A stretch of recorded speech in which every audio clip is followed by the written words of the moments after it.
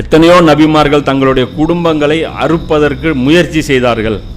அல்லாஹ்வுடைய பாதையில் ஃபேமிலி ஒத்துழைக்கலை. கடைசியாக அல்லாஹ் அந்த வாய்ப்பை இப்ராஹிம் நபிக்கு கொடுத்தான். அதுவும் அறுக்கும்போது வேணான்ட்டான். இவருக்கு தான் அந்த வாய்ப்பு கிடைச்சது. ரசூலுல்லாஹ்வுடைய குடும்பத்துக்கு தான் அந்த வாய்ப்பு கிடைச்சி இந்த புனிதமான ரத்தத்தை ஓட்டுறது. அதுதான் மிகப்பெரிய பாக்கியம். அது அப்படிமே ஒவ்வொரு குடும்பம் அதான் பாருங்க. ஒவ்வொரு அக்கீல் ஃபேமிலியில் ஒரு ஆள், அபு தாலிப் ஃபேமிலியில் ஒரு ஆள், அப்பாஸ் ஃபேமிலியில் ஒரு ஆள், எல்லாத்தையுமே செலக்ட் பண்ணி அவரை வச்சிருக்கிறார். சொல்லும்போது சொல்கிறார், அவர் இன்னொரு குடும்பத்தை சொல்கிறார், எங்கள் சகோதரர்களையும் சிறந்த அன்னையின் சிறந்த மகனான உங்களையும் விட்டு நாங்கள் விலகி செல்ல மாட்டோம். உங்களுக்கு நேர்வதை எங்களுக்கும் நேரட்டும்.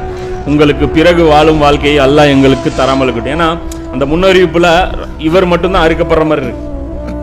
அந்த முன்னறிவிப்பில் ஹுசைன் ரலியல்லாஹு மட்டும்தான் கொல்லப்படுற மாதிரி இருக்குது. அந்த ஒரு கொலையே போதும், அந்த ஒரு மரணமே போதும். ஆனால் இவங்க எல்லாருமே ஜாயிண்ட் ஆகிறாங்க பாருங்க. சுப்ஹானல்லாஹ், இதுதான் ஃபேமிலி.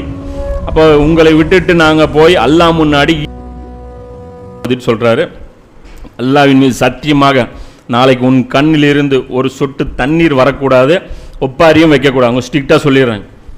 நாளைக்கு நீ அழுகுறதுனா இன்றைக்கே அழுதுக்கோ. நாளைக்கு அவங்க அறுக்கும்போது ஐயோ அம்மானு கதறிட்டு அவங்க முன்னாடி அறுக்கக்கூடாது.